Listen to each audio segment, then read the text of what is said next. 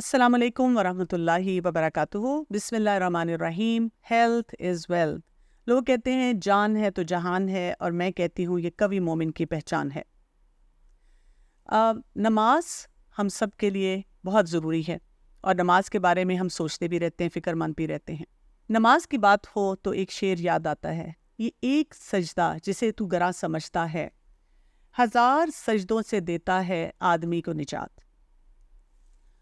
लेकिन हमारे पास बहुत से ऐसे अफराद भी हैं जो सजदा करना चाहते हैं, सजदे की अहमियत को समझते हैं, और क्या है कि अब उनसे सजदा किया नहीं जाता।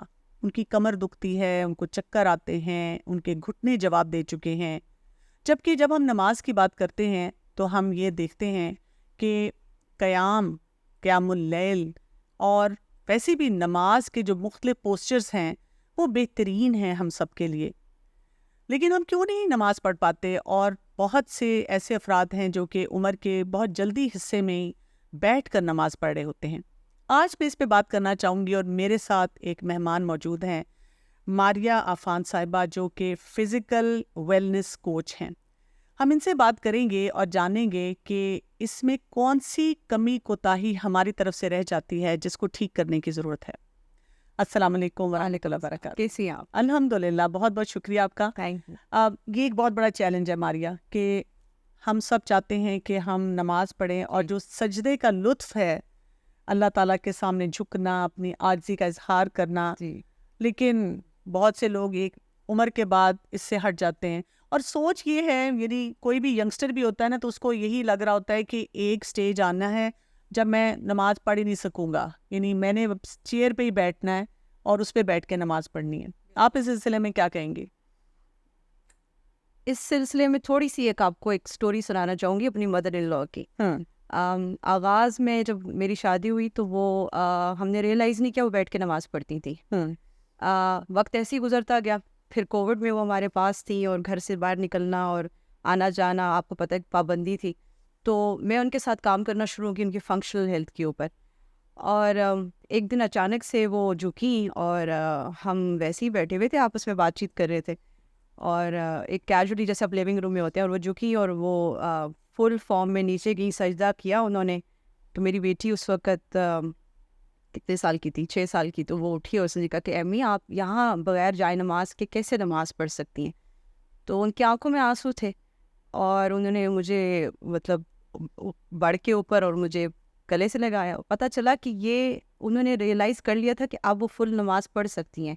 यानी कि अगर अपनी लेट 60s में वो सीटेड पढ़ रही थी, तो अपनी लेट 70s में उनकी फुल फॉर्म नमाज शुरू हो गई, और वो अब बाकायदगी से फुल फॉर्म नमाज अदा करी। यानी कहने का मकसद है कि जब भी आपने अपनी बॉडी को, जो कि मूवमेंट के लिए बनी थी, और उसके जितने जॉइंट्स हैं, जितने फंक्शनल जॉइंट्स हैं, जिनका पाँव से आगाज़ होता है, फिर नी आती है, फिर नी के बाद आपकी जो हिप जॉइंट है उसके साथ कनेक्टेड आपकी ऊपर लंब आ रहे, जब भी इन मूवमेंट्स को आपने रिस्ट्रिक्ट किया, कोई भी वजूहत हो सकती है, कोई इंजरी हो सकती है, आपको कोई एक्यूट पेन हो सकती है, उसके बाद अगर आप वापस वो मूवमेंट रिज्यूम नहीं करेंगे, मसल शॉर्टन हो जाएंगे। मसल शॉर्टन हो गए, आपको पेन होगी। पेन इज़ अ साइन कि हम जो लेते हैं इस एज और इस टाइम में पेन को हम लेते हैं कि ये रेस्ट किया जाए, मूवमेंट को और रिस्ट्रिक्ट किया जाए। रिस्ट्रिक्टेड मूवमेंट क्या हो रही है? मसल और शॉर्टन होता जा रहा है। शॉर्टनिंग ऑफ मसल क्या कर रहे हैं? मसल इम्बैलेंसेस लेकर आ रहे हैं। मसल इम्बैलेंसेस आ रहे हैं, अब मज़ीद अपने आप को केयरफुल कर रहे हैं, मज़ीद रुकते जा रहे हैं, और बस फिर वहाँ से नमाज सीटेड हो जाती है। बिल्कुल, और सीटेड ही नहीं हो रही है, उसमें भी मज़ीद तंगी आती जा रही है। अच्छा, इसलिए मैं आपके जानना चाहूँगी कि बच्चों के लिए, बड़ों के लिए, फॉर दैट मैटर हर एज के लिए, ये फ़िज़िकल एक्टिविटी कितनी इम्पोर्टेंट होती है? अच्छा, इसका थोड़ा सा लोग जो एक कन्फ्यूजन में रहते हैं फिजिकल एक्टिविटी और एक्सरसाइज में, तो फिजिकली एक्टिव होने का मतलब है कि आपकी टांगों की मूवमेंट, और उसके साथ आपके जितने जॉइंट्स हैं उनका एक नॉर्मल रेंज ऑफ मोशन में से हाथों का पीछे जाना, अब मोबाइल है। ठीक है। ये जो फिजिकल एक्टिविटी है आप वॉक से भी कर रहे हैं। अच्छा, ये फिजिकल एक्टिविटी आप गार्डनिंग से भी कर रहे हैं। ये फिजिकल एक्टिविटी घर में आप जो रोज़मर्रा ज़िंदगी के काम है, पोछा लगाना, डस्टिंग करना, ये चल रही है। फिजिकल एक्टिविटी सबको करनी चाहिए। हर जो जानदार, अभी इस वक्त बच्चा है, अडल्ट्स हैं, अडल्ट्स में हम बात करते हैं कि अगर एज आपकी 18 साल से 64 तक है तो आपको फिजिकली एक्टिव होना चाहिए, एंड देन वही फिर फिजिकली एक्टिव लोग सीनियर जब बनते हैं 65 अबव जाते हैं तो वो उनको मूवमेंट रोकनी नहीं चाहिए। अब हो क्या रहा है कि लाइफस्टाइल क्या हो गया है, अब लाइफस्टाइल ये हो गया है कि घर में हमारे पास हेल्प है। बिल्कुल। वर्क की नोयत क्या हो गई है कि हम पहले मैनुअल जॉब में थे, अब हम सीटेड हैं, लैपटॉप स्क्रीन्स के साथ हैं और अटैच। जितने हमारे एक्टिव स्टेप्स थे वो हमारी गाड़ियों ने उनको ख़त्म कर दिया, या हम जहाज़ में ट्रैवल कर रहे हैं, लिफ्ट्स पे जा रहे हैं, लिफ्ट्स पे जा रहे हैं, तो हर तरीके से मूवमेंट को ना हमने रिप्लेस किया है किसी मैकेनिकल, जो हमारी मूवमेंट थी उसको हमने ऑटोमेट कर दिया है। ठीक है। अब उस सिलसिले में हुआ क्या है कि फिजिकल एक्टिविटी की जो बेसिक मिनिमम रिक्वायरमेंट्स है ना वो भी पूरी नहीं हो रही। जो बच्चों के केस में हम कहते हैं कि 60 मिनट मॉडरेट एक्टिविटी बच्चों को डेली करनी है जी। अच्छा, उससे क्या बच्चों को मिल रहा है, एक तो बोन लोड हो रही है, मसल डेवलपमेंट हो रही है। अच्छा, बोन लोड हो रही है तो क्या मतलब है कि ग्रोथ में जो बोन की डेंसिटी होनी चाहिए, जो उनकी ग्रोइंग ईयर्स हैं, बच्चों की एज हम कर लेते हैं 6 से 17 ईयर्स तक, मतलब चिल्ड्रन टू एडोलेसेंट, ये ग्रोइंग ईयर्स है ना आपके। आपका लंबा डेवलप हो रहा है, आपकी लेग की जो आपकी फीमर से लेके आपकी जो जितनी मेन जो बोन्स हैं वो डेवलप हो रही हैं। बच्चे लोड ही नहीं करें, लोडिंग से मतलब है जंप्स नहीं हो रही हैं। एक्चुअली घर वाले करने भी नहीं देते, हर वक्त कहते हैं बैठ जाओ, नाक में दम किया हुआ है। तो इन्वायरमेंट नहीं रहा, बाहर खेलना जो था, पार्क्स जो थे, अभी मैंने देखा कि बहुत एक शिफ्ट आया है अर्बन, जो हमारी यहाँ पे जो सिटीज़ हैं उनके अंदर के, वो सेफ्टी के भी इशूज़ हैं। बिल्कुल। हमारा जॉइंट फैमिली सिस्टम ख़त्म हो गया, कजन्स नहीं रहे, बच्चा किसके साथ जाके खेलेगा, तो बच्चे घर के अंदर जो डेवलपमेंट है वो बहुत ही मिनिमम है। स्कूल एकेडमिकली एक्सीलेंस पे वर्क कर रहे हैं कि भी रिजल्ट्स आने चाहिए, उनके वहाँ पे ये पीरियड कम हो गया, 15 मिनट की ब्रेक है, आप इमेजिन करें।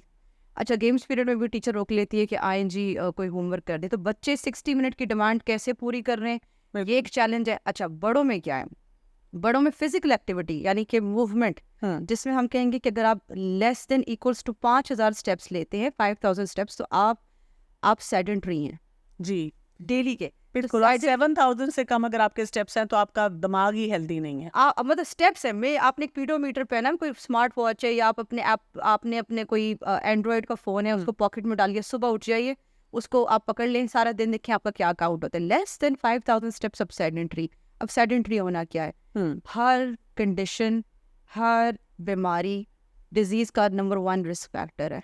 बिल्कुल। ओबेसिटी क्या है, कहाँ से आगाज हो रहा है, गैर ज़रूरी कैलोरी कंजम्पशन है, मूवमेंट ख़त्म हो गई है।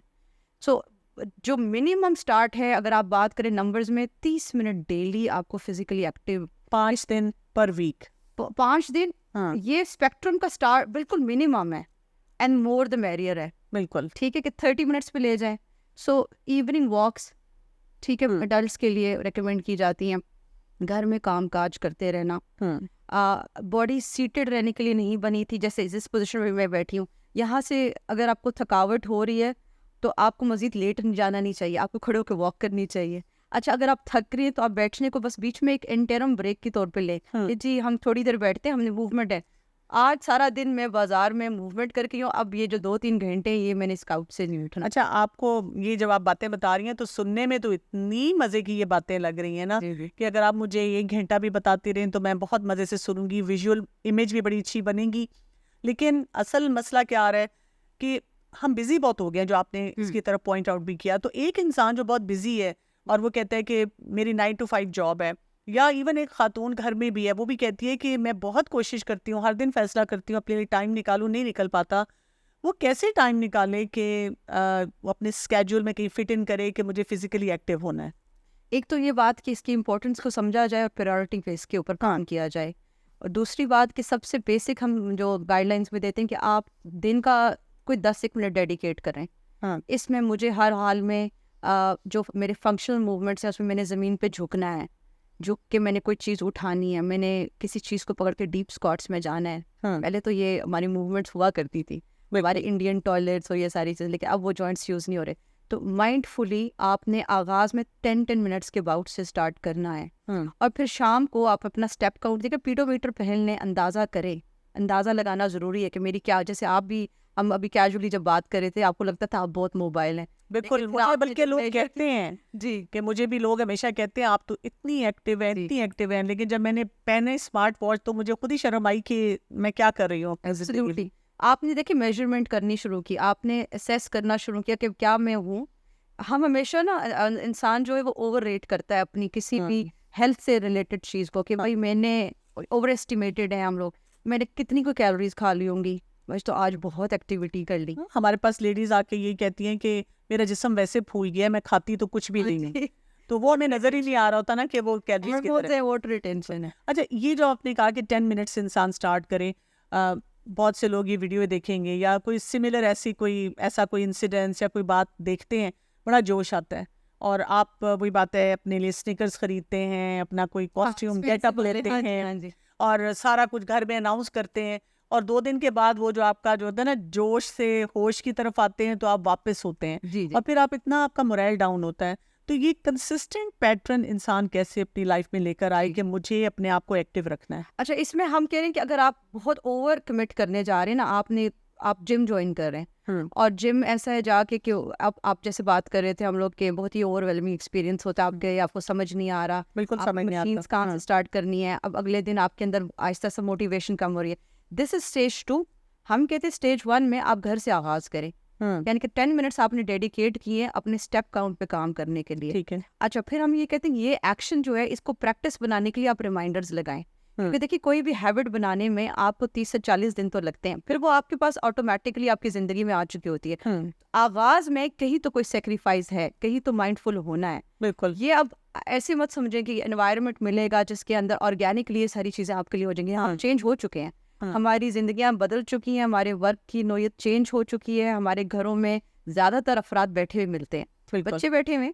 बिल्कुल ऐसे के बारे में कहा जाता था, हमें अपने चाइल्डहुड याद है, घर के अंदर आने में हमें तकलीफ थी जी, यहाँ से बाहर भेजने में तकलीफ नहीं। अब एक्चुअली स्क्रीन्स भी जो बहुत ज्यादा आ गई है ना, उन्होंने जब रिप्लेस कर दिया बहुत सारी, अब गेम्स भी ऑनलाइन आपकी चल रही हैं, तो उन सब बातों की वजह से जो है ना ये सारा सिलसिला इस तरह हो रहा है। टेक्नोलॉजी का जो इन्फ्लक्स है ना, ये तो हर जगह है और हर तरफ। अभी इससे आप निकलना, उसी सूरत में आप निजात पा सकते हैं जब आप फिजिकल एक्टिविटी को सोच लें, घर के अफराद तैयार करें कि आज शाम को हम वॉक पे जाएंगे, बच्चे पीछे छोड़ के नहीं जाएंगे हम लोग। बिल्कुल बिल्कुल सही ठीक है, बात है। तमाम अफराद 4-5 लोग किसी पार्क में जाएं, एक सेफ एनवायरनमेंट बन जाएगा, बच्चों को भी लगेगा माँ बाप जो हैं वो वॉक करें और हम अभी ये स्विंग्स कर रहे हैं या हम एक्टिविटी करें।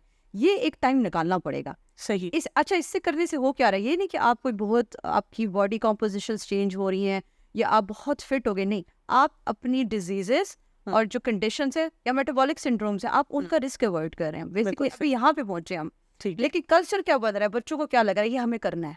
सही। ये मेरी अम्मी करती थी, मेरे अब्बा किया करते थे, मेरी दादी भी साथ जाती थी, हम भी कुछ टाइम्स बैठ के याद करने। लेकिन स्टेप तो किसी एक स्टेज से लेना पड़ेगा। बिल्कुल सही बात। इसके बगैर आप ये सोचेंगे, वरना अदरवाइज फार्मास्यूटिकल्स हैं, मेडिकल आपकी इंटरवेंशंस हैं, एक के बाद दूसरा आपको वही बात है कि आप देखिए बीमारियां भी आ रही हैं, इबादत भी आपकी मुतासिर हो रही है और ओवरऑल आपको डिपेंडेंसी आपकी लोगों पे बढ़ रही है। अच्छा, आपने फंक्शनल मोबिलिटी की बात की है, तो इसके लिए कौन सी ऐसी कोई मिनिमम मूवमेंट्स हैं या कोई एक्टिविटीज़ हैं जो हम कर सकते हैं? एब्सोल्यूट। तो फंक्शनल मूवमेंट में देखें, जो हमारा धड़ है और वो जो कनेक्शंस उसके हिप जॉइंट के साथ हैं, उसमें हम फॉरवर्ड बेंड कर सकते हैं। ये मूवमेंट अल्लाह ताला की तरफ से बॉडी में डिजाइंड है, इस मूवमेंट को नहीं रुकना चाहिए। यानी कि इसको कहते हैं फ्लेक्स करना, आगे झुकना और इसको पीछे ले जाकर, यानी हम जो नमाज में रुकू कर रहे हैं, इसको आप करें, ये डेली मूवमेंट में होना चाहिए। इसके बाद आपका जमीन पे झुक के कोई चीज को उठाना। अच्छा, ये अब देखें नमाज के लिए भी हमें ये बताया गया है कि यानी जो नमाज पढ़ी जाए ना, तो जो मूवमेंट उसकी है ना, उसमें जब पूरी तरह जिस्म आ जाए ना, तब आपको वहां पे रुक कर अपनी दुआएं पढ़ के फिर उठना है। इसी तरह आप सजदा भी करते हैं तो वो पूरे पॉइंट्स हमें बता दिए गए हैं कि ये वाले पॉइंट्स जो है नीचे टच करने चाहिए, और फिर ये कि उसको थोड़ा तवील करना। अब आजकल लोग जो है वो भी पिंग पोंग बॉल की तरह टच करते हैं और वापस आ जाते हैं। रुकी है। अच्छा, पॉज वो इसलिए नहीं लेते क्योंकि पॉज लेने में उनका जो स्ट्रेच होता है ना, स्ट्रेच मसल है, जो क्वाड्स का मसल स्ट्रेच है, वो उनको पसंद नहीं करता, अच्छा नहीं लगता कि वो स्ट्रेच हो रहा है। अच्छा, वो आप नहीं स्ट्रेच करे तो वो शॉर्टन हो रहा है। बिल्कुल। और वो जो एक पॉज लेके बैठना, तो उस वक्त जब आपने लंबी देर नमाज में रुकना है, उस पर वो सीटेड हो जाते हैं। अभी इस साल जो मैंने तरावी अटेंड की, आप सोचें कि मतलब जो रोज थी ना खड़े होके लोगों के पढ़ने की, वो बहुत कम थी, और ज़्यादा जो पॉपुलेशन थी विमेन साइड पे वो सीटेड थी, और उसमें ओल्ड एज भी थी, लेकिन मैंने बहुत सारी यंग ख्वातीन को भी देखा। अब यंग हम कहेंगे 40s भी यंग है और 50s भी यंग है और 64 तक भी आप यंग हैं। इसको यंग एज हमें मानना है क्योंकि ये फिजियोलॉजिकल अगर आप फंक्शंस अगर बॉडी के अंदर देखें तो वो उसमें इतना अभी आप रिग्रेस नहीं कर चुके होते। लेकिन हम जो बॉडी की फंक्शनल हेल्थ है उसमें बहुत पीछे चले गए और जो चीज़ें हम जिससे यूथ डिफाइन हुआ करती थी अब वो बच्चों में भी नहीं है। तो इसको इससे ये इंडिकेशन है, ये रेड फ्लैग्स हमारे लिए कि अब इसके ऊपर आपको काम करने की जरूरत है। अच्छा, बैरियर्स आपको क्या नजर आते हैं? जैसे लोग आपके पास आते हैं, कुछ तो हमने ये डिफाइन कर दिए कि हमारा लाइफस्टाइल ही चेंज हो चुका है, लेकिन आपको ओवरऑल क्या आप फील करती है कि कौन से बैरियर्स हैं खवातीन में, फॉर दैट मैटर जो जनरल पॉपुलेशन में भी आपको नजर आते हैं, और उसके अलावा ये कि उन बैरियर्स को कैसे मैनेज किया जाए? अच्छा, सबसे पहले ख्वातीन से ज़्यादा मेरा काम करने का ताल्लुक रहा, तो बच्चियों में मैं देखती हूँ कि जैसे ही उनमें बहुत ज़्यादा एक जज्बा होता है, कोई भी आप उनको कोई किसी स्कूल लेवल पे गेम्स पीरियड देख लें, उनका स्पोर्ट्स डे देख लें, जैसे जैसे वो एज करती हैं और जैसे टीन एज में जाती है, तो आई थिंक जो एक हमारी कल्चरल नॉर्म्स हैं या मॉडेस्टी को हमने बच्चों में हर हाल में इंट्रोड्यूस कराना है, वहाँ से बात स्टार्ट हो जाती है कि बेटा ये अब आपने अपने आप को इतना पब्लिकली नहीं लेके जाना। अच्छा, वहाँ तक तो हम ठीक है, लेकिन जो स्टेट की तरफ से या आगे पीछे हम देखते हैं हमारे पास फैसिलिटीज़ हैं, उसमें इंडोर बच्चियों के लिए फिर क्या बचता है? ठीक है, कुछ भी नहीं है। वहाँ से बच्चियाँ रुकना शुरू करती हैं एंड देन फिर ग्रेजुअली जैसे जैसे एज होती है, जिम्मेदारियाँ और फिर मैरिटल स्टेटस चेंज होना और फिर उसके साथ टाइम मैनेजमेंट, फिर बच्चों का आ जाना, तो उसमें बच्ची औरतें सबसे ज़्यादा रिग्रेस करती हैं कि उनकी हेल्थ फिर धीरे धीरे पीछे को जा रही होती है, अनलेस की कोई एनवायरनमेंट ऐसा है जैसे घर में मियाँ हैं या कोई एक मदर इन लॉ एक्टिव थी या कोई फैमिली में इन लॉज में कोई लोग थे कि जो ऑलरेडी जिम जा रहे थे, तो फिर तो उनका वो कंटिन्यूटी रहती है। फिर यही चीज़ फिर 20s 30s में जाते हैं और फिर ऑस्टियोआर्थराइटिस। अब ये ऑस्टियोआर्थराइटिस बोन लॉस आपको ये भी पता है 30 में 1% आपका नेचुरली औरतों का स्टार्ट हो गया। स्लो डाउन कब हो रहा है? अगर आप फिजिकली एक्टिव हैं, बिल्कुल आपके बोन स्ट्रॉन्ग करिए। अब जितना विटामिन डी ले लें, अब जितनी कैल्शियम ले लें, गेटवेज आपके ओपन नहीं हो रहे, बोन जूस नहीं कर पा रही, वो वेस्ट है। बिल्कुल वो सारे 1 a day women वो सब कुछ आप जो ले रहे, आपको मूवमेंट की रिप्लेसमेंट नहीं है। ठीक है। अच्छा, मैं आपसे ये पूछना चाहूंगी कि एक खातून है या कोई भी एक शख्स, एक मुसलमान है, बैठ के नमाज पढ़ रहा है और उसको लग रहा है कि उसका वही बात है, हर दफ़ा हम एक हसरत से देखते हैं कि अच्छा कभी तो हम सजदा करते थे और अब नहीं किया जाता, और उसमें फिर मज़ा भी नहीं आ रहा होता बैठ के नमाज पढ़ने में, तो हम अब फंक्शनल होना चाह रहे हैं। हमें एहसास हो गया कि ये जो हमने अपने साथ जुल्म किया है अब इसको ठीक करने का वक्त आ चुका हुआ है, तो स्टार्टिंग पॉइंट क्या होगा और हम कैसे आगे बढ़ेंगे? अच्छा, इसमें पहले प्रिस्क्रिप्शन देने से पहले ना हम थोड़ी सी हिस्ट्री ले लेते हैं। हम हिस्ट्री में ये पता करते हैं कि जी अगर ये इन्होंने अपने आप को रिस्ट्रिक्ट किया था तो इसके पीछे बैकग्राउंड में क्या कोई इंजरी आई थी, डॉक्टर की क्या क्लियरेंस है, इंजरी को कितना टाइम हो गया, फ्रैक्चर्स अगर थे तो क्या जुड़ गए हैं, उसके बाद फिजियो के क्या स्टेटस है, क्या जॉइंट जो है इस वक्त कितना इनएक्टिव है, उसकी जो रेंज ऑफ मोशन है वो कितनी लिमिटेड है, ये असेसमेंट्स हो गए। लेट्स से हमें असेस हो गया कि इंजरी वाइज आप क्लियर हो गए हैं, आपकी जो इवन की मस्कुलर इंजरी हुई थी, लेट्स से कुछ लोगों को MCLs हो जाते हैं, मीडियल आपका लिगामेंट टियर है नी का। अच्छा, कुछ लोगों को क्या कहते हैं हिप जॉइंट से कोई आपकी इंजरी, असेसमेंट हो गई है, क्लैरिटी आ गई है कि आप क्लियर हैं, आपको पेन नहीं है, आप फुली रिकवर्ड हैं। वहाँ से मैं उनको कहते हैं कि आप जो मेजर मूवमेंट है जिसको कहते हैं कि नी से लेके इस जॉइंट का जो हिप जॉइंट का जो मसल कनेक्शन है जिसको हिप फ्लेक्सर्स भी कहते हैं, इसकी स्ट्रेंथनिंग से बात स्टार्ट होती है। इसकी स्ट्रेंथनिंग और लेंथनिंग, यानी कि अगर ये टाइट है तो हम इसको लेंथन करेंगे, और अगर ये वीक है तो हम इसको स्ट्रेंथन करके। तो यहाँ से फिर हम एक्सरसाइज प्रिस्क्रिप्शन बनाते हैं। लेकिन जनरल पॉपुलेशन अगर कोई अभी सुनना चाह रही तो हम ये कहते हैं कि अगर आपको कोई ऐसा इंजरी नहीं थी और आपने अपने आप को रोक दिया, लेकिन आप पैर के बल बैठने की कोशिश करें, किसी ऑब्जेक्ट को पकड़ के, जैसे बेड का हिस्सा पकड़ लिया और आप धीरे धीरे नीचे और ऊपर मूवमेंट करते हैं, पहली मूवमेंट आपको मुश्किल देगी, ठीक है। दूसरी को आप थोड़ी देर ब्रेक के बाद लें, जैसे कहते हैं जमीन पर डाउन स्क्वाट की तरफ जाना, सही बैकवर्ड, लेकिन पकड़ के किसी ऑब्जेक्ट को। तो यहाँ से ये एक ऐसी कंपाउंड मूवमेंट है जो कि नी से लेके आपकी जो टिबिया है, आपका जो फुट जॉइंट है, उधर से लेके आपके हिप ओपनिंग के साथ है, क्योंकि आप लेग वाइड ले रहे हैं ना, तो अबडक्शन माशाल्लाह ज़बरदस्त हो रही है, वो सारे मसल वेल कनेक्टेड, और लोअर बैक बहुत अच्छी इसमें आपकी जो है ना इंगेज होती है। ठीक है। तो ये जो पकड़ के ऑब्जेक्ट को और ज़मीन पे बैठने की कोशिश करनी है और धीरे धीरे इसमें फिर उठने की कोशिश, ये अगर आप हर नमाज के साथ एक दफ़ा से स्टार्ट करें, 5 दफ़ा हो गया दिन का, अगली दफ़ा इसमें एक दफ़ा और ऐड कर दें, 2 टाइम्स तो 10 टाइम्स हो गया, इसकी फ्रीक्वेंसी बढ़ाते जाएं। ठीक है। आपको बहुत सारी इम्प्रूवमेंट अपनी बॉडी की मूवमेंट में, फॉर्म में, लोअर बैक पेन में, आपकी मसल जो रात को टांगों की नमनेस है उसमें चेंज नज़र आएगा। अच्छा, इसके साथ एक और भी मैं पूछना चाहूँगी, बहुत से लोग कहते ये हैं कि नहीं नहीं हमारी टांगों का मसला नहीं है, हालांकि वही बात है कि उसमें भी मसला होता है, बैक का मसला है, कमर बहुत दुखती है, इस वजह से हम बैठ के नमाज पढ़ते हैं, इसके लिए क्या किया जाए? काइनेटिक चेन है जी, हर जो जॉइंट है वो उसमें जहाँ पेन आ रही है वो रेफर्ड पेन है, स्टार्ट कहाँ से हुई थी वो आपको भी नहीं पता। सो जो लोअर बैक के सारे कनेक्शन हैं वो हिप जॉइंट के साथ हैं। हिप जॉइंट आपका टाइट है, आपकी लोअर बैक आगे और पीछे मूव नहीं कर सकती। अच्छा, हिप जॉइंट क्यों टाइट है? बिकॉज आपने कंपाउंड मूवमेंट करनी छोड़ दी, जिसको हम स्क्वाट कहते हैं, या जमीन की तरफ झुकना, या पैरों के बल जमीन पे बैठना, जैसे कि हम खाने के लिए बैठा करते थे। बिल्कुल बिल्कुल बिल्कुल। तो वो क्या अबडक्शन थी, वो टांगों को आलती पलती मार के बैठना, तो वो हिप जॉइंट के साथ सारे कनेक्टेड मसल हैं। तो मसल टाइटनेस आपकी लोअर एक्सट्रीमिटी से स्टार्ट हुई है। लेग्स भी आपकी जो फ्लेक्सर्स हैं वो आपके हिप जॉइंट से लेके आपके नी के ऊपर ओवरलैप कर रहे हैं। सही। तो इस बात ये पॉइंट है जिसको हमने ठीक करना है, ये वहीं से स्टार्ट है। आपका हिप जॉइंट जो है, आपका जो पेल्विस है, पेल्विस जो एरिया है उसकी स्ट्रेंथनिंग से स्टार्ट होता है, उसी साथ अपर बैक है। अच्छा, इसी पिलर पे या इसी बेस पे आपकी अपर बॉडी खड़ी है। क्या हो रहा है, अगर नीचे से मूवमेंट कॉम्पनसेशन है, अपर बॉडी एडजस्ट करना शुरू करती है, हम बनने शुरू हो जाते हैं।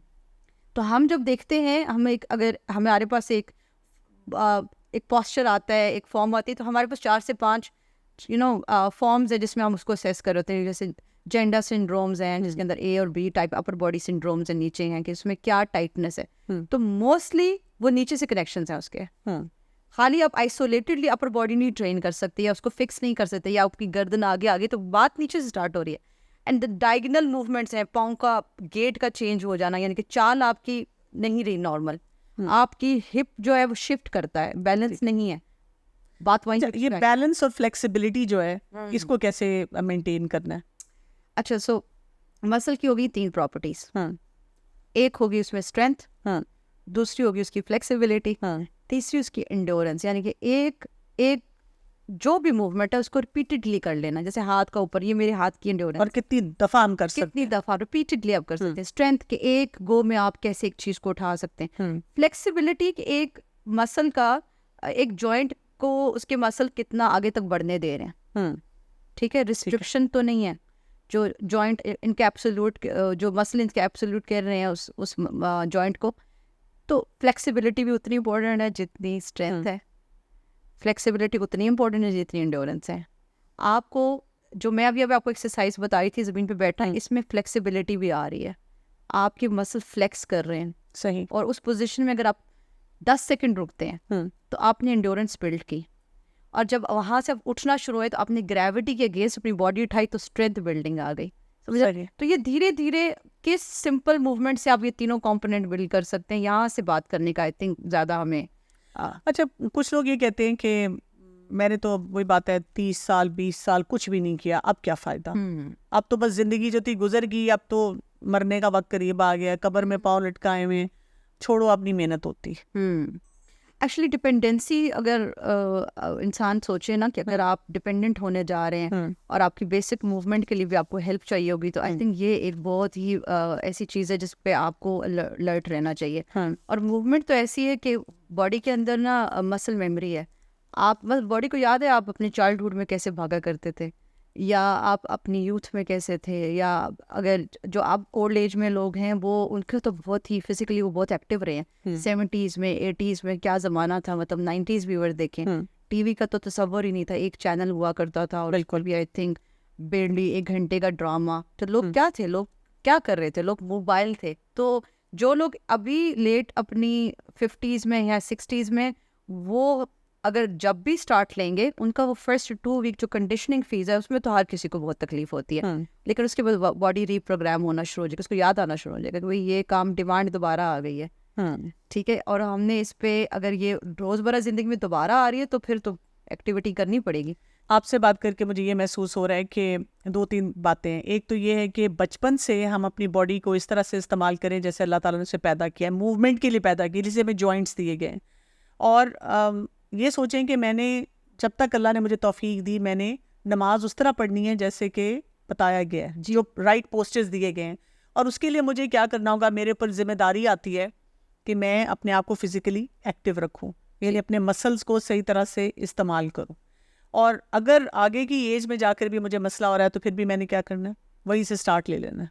स्टार्ट लेना है आपने। मैंने अपनी मदर इन लॉ के बिल्कुल आगाज़ में आपको मिसाल दी थी कि 60s उनके सीटेड नमाज के से थे, लेट 70s उन्होंने नमाज पे जब काम करना शुरू किया, तो अभी अल्हम्दुलिल्लाह अर्ली अपने स्टार्ट ऑफ 80s में है, बिल्कुल आई थिंक 81 82 फुल फॉर्म नमाज है। उनके देखी उनकी बहन ने देखा, वो भी 1-2 साल ही छोटी हैं, यानी कि ये नहीं कि ख़ास घराने में हुआ या एक हाउस होल्ड में, या उनकी जेनेटिक्स थी या उनके ऊपर को ख़ास तवज्जो दी, वही फंक्शनल मूवमेंट जब उनको दी गई उन्हीं रेपुटेशन के साथ, तो उनकी भी स्टार्ट हो गई। बहुत बहुत शुक्रिया आपका, आपने बहुत ही अच्छी तरह में एडवाइस किया। तो बात हमें ये समझ आती है कि फ़िज़िकल एक्टिविटी हमारे लिए बहुत ज़रूरी है, हमारी नमाज़ों के लिए, हमारी इबादत के लिए ज़रूरी है। हमें अपने आप को बहुत सी बीमारियों से बचाना है, उसके लिए ज़रूरी है। जो अफराद फ़िज़िकली एक्टिव रहते हैं उनकी ब्रेन हेल्थ अच्छी होती है, वो अपने वज़न को मैनेज करते हैं, वो अपने आप को बहुत सी बीमारियों से बचाते हैं। इसके साथ उनके मसल्स और उनकी जो बोन्स है वो बहुत स्ट्रॉन्ग होनी शुरू हो जाती हैं। तो याद रखें कि ये जो ज़िंदगी अल्लाह ताला ने हमें दी है ना, इसके साथ हमें कोई रिमोट कंट्रोल नहीं दिया है। यानी इसका रिमोट कंट्रोल ये नहीं है कि बैठे बैठे हम कुछ भी बदलेंगे और बदल जाएगा। इसके लिए हमें उठना पड़ेगा और कुछ एफ़र्ट करनी पड़ेगी, और जब हम वो एफ़र्ट करेंगे तो वहीं से हमारी ज़िंदगी में वो फिटनेस आएगी जिससे हम इबादत भी सही तरह से कर सकेंगे और अपने आप को बीमारियों से भी बचा सकेंगे। इजाज़त चाहती हूँ। अस्सलाम वालेकुम वरहमतुल्लाहि वबरकातुहू।